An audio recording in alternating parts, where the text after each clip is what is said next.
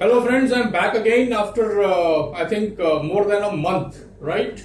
Around that time. So the topic for today is very important and it's fundamental to learning Jyotish, and that is how do we understand the Drishti or aspects of planets?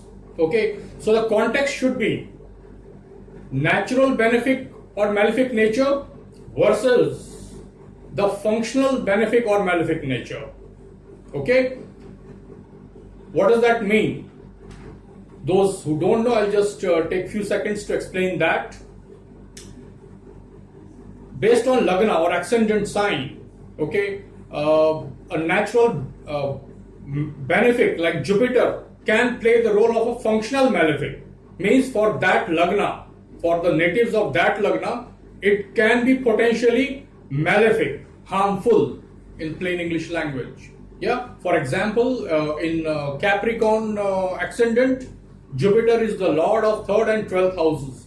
These are not exactly benefic houses, right? So for that Lagna, that is Capricorn Lagna, Jupiter would be a functional malefic. Though we all know it's a natural benefic. Its natural nature is to be beneficial, okay? Similarly, a natural malefic like Saturn can be a functional benefic for some ascendants. For example, for ascendant ruled by Venus, let's say Taurus. Okay, so we have to understand the aspects.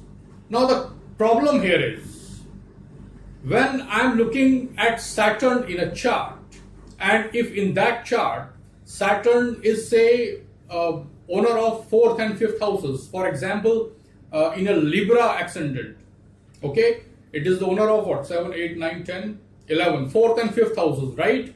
So it's a functional benefic. They call it Yoga Karaka also in that particular Lagna, right? So Saturn is a functional benefic in Libra ascendant, but we all know it's a natural malefic. So when we are looking at its Drishti, for example, its 3rd Drishti, Saturn aspects 3rd and 10th houses, right, apart from 7th house. So how do we understand? Is the aspect from Saturn, wherever it is placed in the person of ascendant, Libra ascendant, Tula Rashi, Tula Lagna, okay? So wherever Saturn is placed, it is aspecting the 3rd house from there, right? The 3rd sign, it is aspecting from there. So is that aspect good or bad? Simple, plain English question. Now, a lot of people would say it is a functional benefic, so it should be good and all that. We are defining the functional nature, that is functional benefic versus malefic, based on the Lagna or the ascendant, which changes every 2 hours. Roughly every 2 hours, ascendant changes. So the functional nature of planets, the functional benefic versus functional malefic, that nature is changing every 2 hours. And Lagna is when the person is born. Do you think the planets care that I was born or you were born and at what time? So is it changing its nature by default every 2 hours? That okay, for now I'm for 2 hours I'm benefic, now next 2 hours I'm malefic. Is that some kind of a joke? You understand what I'm saying? Let's understand what is Drishti first. And then first understand what is a planet. A planet is a conscious entity in our Vedic thought. Okay? It is not just a planet. It is a graha. It has a desire. It wants to grab. It wants to grant. It wants to seize you. Okay? That is a planet. It has a desire. Because it is a conscious entity, it is not a dead thing. It is not a dead thing, as in thing, right? It is a conscious entity which has some desires. Jupiter has a desire to grow. Saturn has a desire to limit or restrict, right? Venus has its desire to have a connection, relationships, for example, right? We know that. Those natural desires of planets manifest in our life in different ways. Okay? So planets, you need to understand what are they. Then you can understand the planetary aspects. So planets are conscious entity which are continuously expressing the desire by looking. So when you are walking somewhere, you are looking somewhere, right? So you have a desire. When you look at a nice building, you would want to work there, you want to go there, you want to live there. When you look at a dirty place, you have a desire to move away from it, right? Just a human example. Similarly, when planets are walking in the zodiac, they are looking somewhere with their natural desire. That desire is not changing every 2 hours because you were born and I was born. Understand this concept, guys. I just want to clear out this misconception now. The planets are casting Drishti when they are walking in the zodiac based on their natural nature. So Saturn is a natural malefic, Mercury is a natural benefic, and that nature, basic nature, does not change. Planetary conjunctions and so on, the situations in the chart, they only modify that. You got it? You modify that. So if Saturn is a functional benefic in your chart, like I give example of Libra ascendant people, 1/12 of humanity is likely to be Libra ascendant, right? Mathematically speaking. So for them, Saturn is a natural benefic, but it's Saturn is a functional benefic. But we all know beyond any shadow of doubt that Saturn is a natural malefic. So when we are looking at its Drishti in my chart, it is not only in my chart, it was actually giving its Drishti in the sky, commensurate with its volume, with its nature and so on, right? With its huge volume. It does not know whether I was born or not. Come on, let's be practical. So, because Saturn happens to be in, let's say, second house in your chart, so it is aspecting the fourth house, right?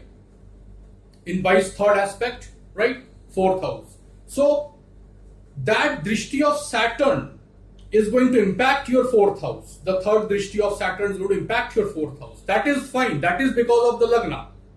But is its desire changing? Natural desire? No, it is not changing. And a Drishti is a desire of a planet. It wants to have a say in your fourth house matters in its natural ways. In its natural ways. That is why it makes more sense to talk about natural nature of a planet when you are talking of its Drishti. But how about its functional benefic nature in that example I just gave in Libra ascendant? Well, when the period of Saturn operates, or when a period of a planet operates that's influenced by Saturn, whatever is the system you are following for predictions, it is likely to give you good results. It's likely. Okay? That is how we reconcile the contradictions between functional benefic or malefic versus natural benefic or malefic.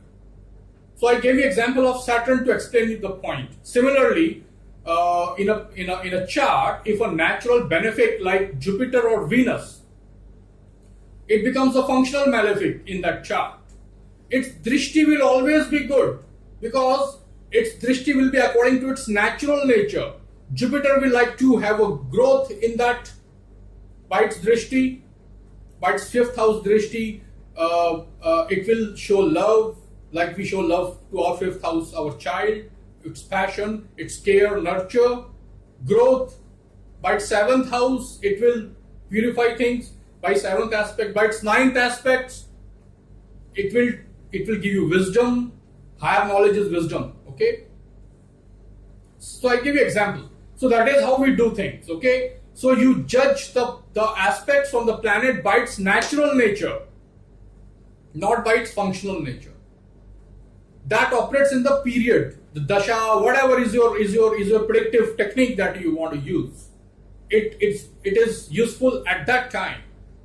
Okay, the functional nature will come into play. So Jupiter will play a potentially bad role, okay, in that situation, or Saturn, okay, would play a good role if it is a functional benefic, okay. So that is the difference. That is how you reconcile. So don't have a confusion on this one, though this difference is not clearly mentioned in our classics, but I have shared you my common sense understanding. Okay, I am not saying that I have become Parashar Rishi and I am the final authority. You are most welcome to give me comments and counter it with logic, because I would love to hear, okay, what the other common sense logic talks about it. Okay, but whatever you say, just have some logic behind it, because I give you very common sense logic. I don't expect planets to change their natural nature or their desires. The planetary drishti or aspect is a desire, expression of a planet's desire. And I don't expect that to change every 2 hours, because the lagna changes every 2 hours. Okay? It does not know I am born or not. I mean, it's just walking in the sky, according to its basic nature and looking around wherever it wants to look. So if that part of the zodiac where Saturn was looking is falling in my 6th house or 8th house or say 5th house, Saturn doesn't know that. It's just casting its natural aspect. I happen to be caught at that moment in whichever house for good or bad. That's my destiny. That is how my karmic baggage was linked and I was born like that. Nothing happens by coincidence actually, as per Vedic thought, if you see. And as per astrologers, we don't think that anything happens by coincidence. Everything has a probability. Okay, so with that note, I will end this video. I wanted to just have a 5 minutes, but perhaps it exceeded by, I think, a good 12-13 minutes, right? So, all right, so just, write constructive comments. I would love to read them and respond to them. Thank you.